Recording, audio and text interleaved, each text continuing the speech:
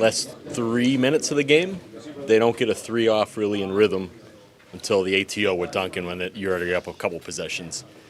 Before that, they had made 50% of threes. Like what did you all do again late game to kind of prevent a team from getting rhythm shots, either from deep or kind of the mid range where they had sort of been living all game?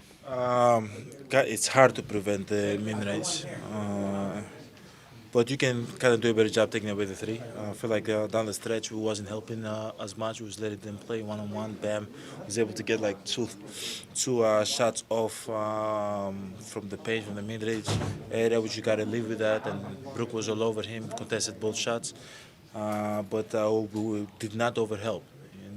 Was able to switch, keep guys in front of us. On the switch, the guy that switched below and kind of pushed the guy away from the paint, away from the three-point line, so doesn't take advantage. But I think we, as a team, we did not overhelp because we knew that they wanted to break down our defense and kick it out for open threes, and that's how they get in rhythm. That's how they get back in the game. That's how the arena becomes loud. You know.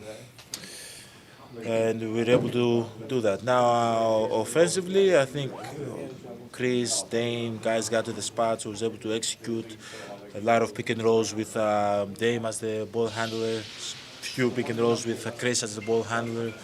It was great. They both went to work and was able to get a win.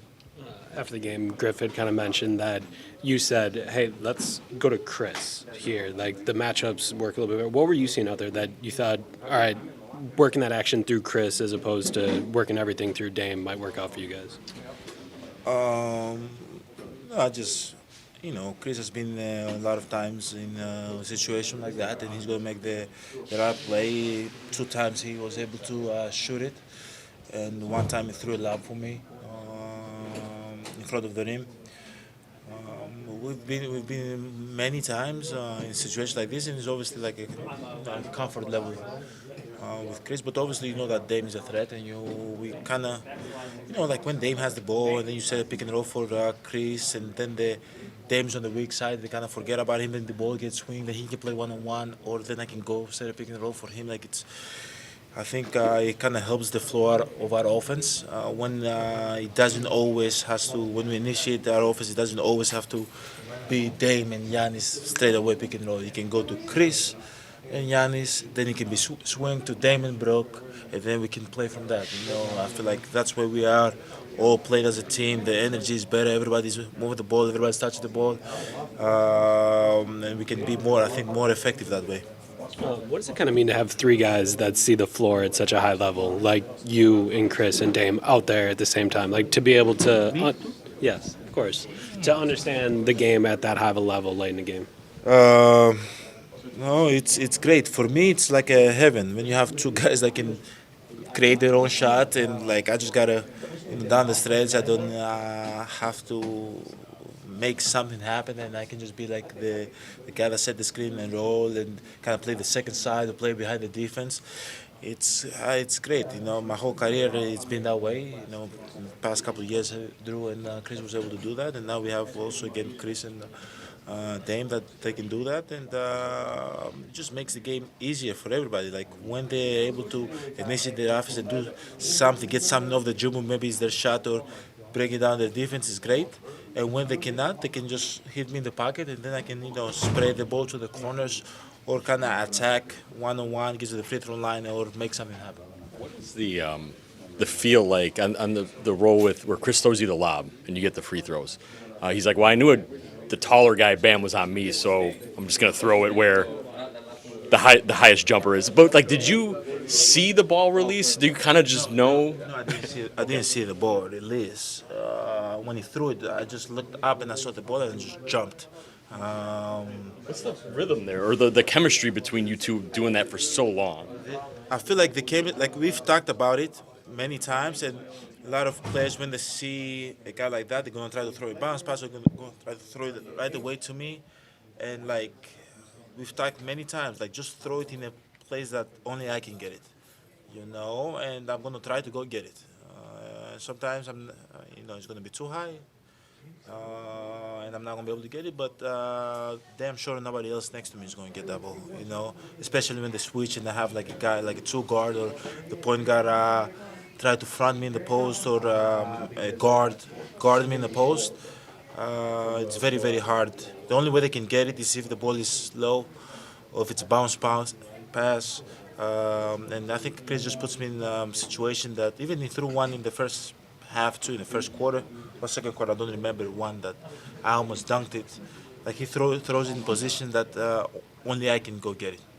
Giannis, no Butler, no hero for them tonight.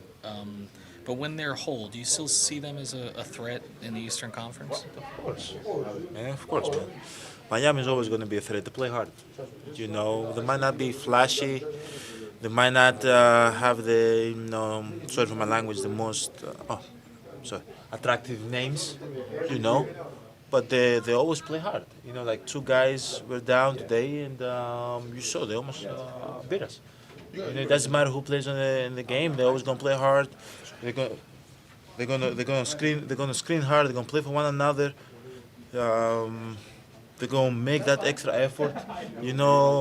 Like we got eliminated from them last year, and I was watching the rest of the games, the playoffs. Like you could see, like they stand out from every other team they played. That they was the hardest team. In basketball, they were playing the hardest.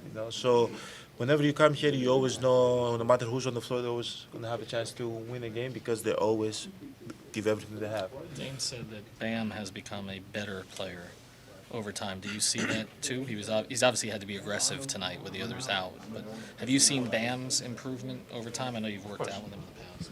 No, I've never worked out with him. I've never worked out with him. But no, you can see it. You can see it from year to year, game to game. He's always getting better. Especially like when guys are not out there on the floor with him, he has to be more aggressive. The ball goes through his hand more. He can play make. He can score the ball. He defends. He plays extremely hard. Every year he gives everything he has, and every year he's coming back more improved. Dame said after the game he felt like your chemistry was really on, the communication was on point, it was very organic. Do you agree, and what is it that's helping with that? With me or with the team? The team. I think I've said this. Game by game, we're getting more comfortable with one another. We know our spots. We know each other's strength, and game by game we still figure it out what people can do. We know each other's spots now better, and as we move on forward, it's going to be more organic. It has to be more organic. Because if it's not, it's like we are, going backwards. So I'll say this game definitely felt more organic for sure. Hopefully, moving forward, we can still, stay on the same page and keep on being on the same page as a team and keep on winning games.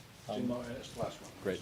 You guys earned a home game next week by winning the group of the in-season tournament.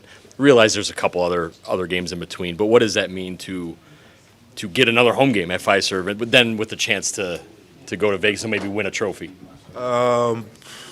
I'll be very, very honest with you. I don't skip games. I know in between we have Chicago, and after that, who we play? Atlanta. And then it's the game. I'm not sure. Our main focus is Chicago. Very, very good team, very, very dangerous team, very, very talented team. And then after that, we have to focus on Atlanta. They beat us by 30. Very, very dangerous team. And when the time comes, we can focus whoever we play at home. We've played extremely well in the in-season tournament. Hopefully, the next game we can still keep this up and get another win. And if we win, we go to Vegas. Great, man. I haven't been in Vegas in a long time, so hopefully we can go to Vegas.